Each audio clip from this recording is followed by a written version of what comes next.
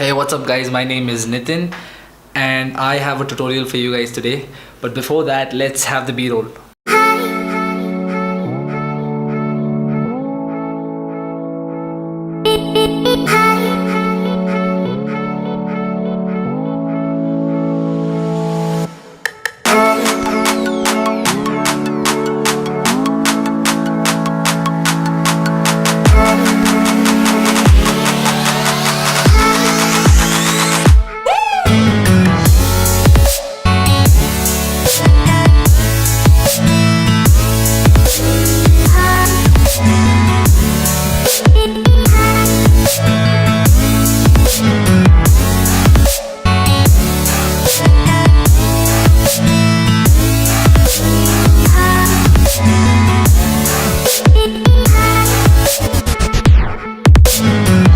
First things first, I'm going to show you guys what this trick looks like. So go ahead and grab a coin, right?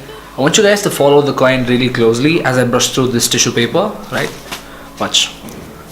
Once, twice, thrice, and the coin vanishes. Stick around for the tutorial. So if you guys haven't realized where the coin ends up being, it ends up being in my right pocket. That's right, that's where it ends up being. So I'll just run you guys through how this actually happens. Go ahead and hold the coin in your right hand, and I want you guys to brush through the tissue paper twice, just like that, right? And the third time, what you guys actually do is come to the top end of the tissue paper right here and clip it with your left hand and run your empty hand through the tissue paper just like that. But also keep in mind that as you're doing this motion, you've got to come back with your left hand and drop the coin inside your pocket and move away.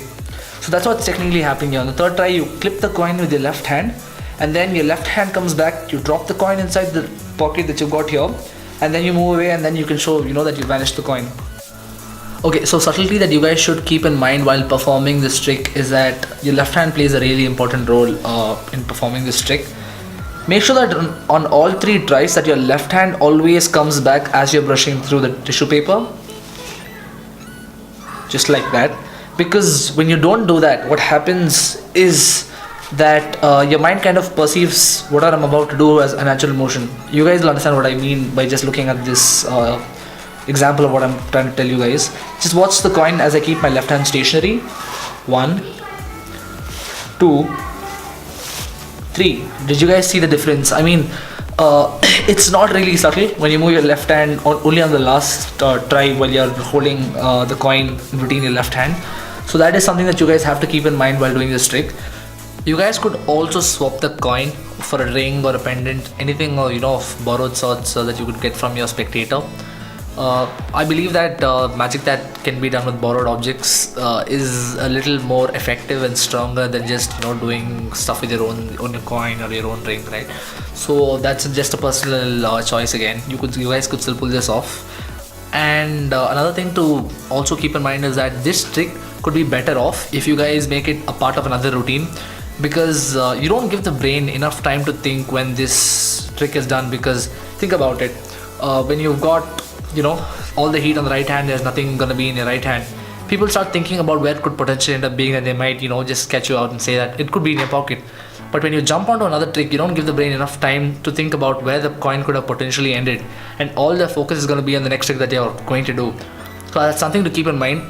But then again, if you guys can build a good story around the previous trick, and you guys can make a good vanish out of it and really take the heat out of whatever's happening, I think it's still going to be a great trick. So you guys can play around with this trick and comment down below on how this trick works for you. Please do leave a like if you guys did enjoy this video, and make sure to subscribe. This is a new channel. I will be putting out more content more regularly. So hopefully you guys enjoyed this. I will see you guys soon. Peace out.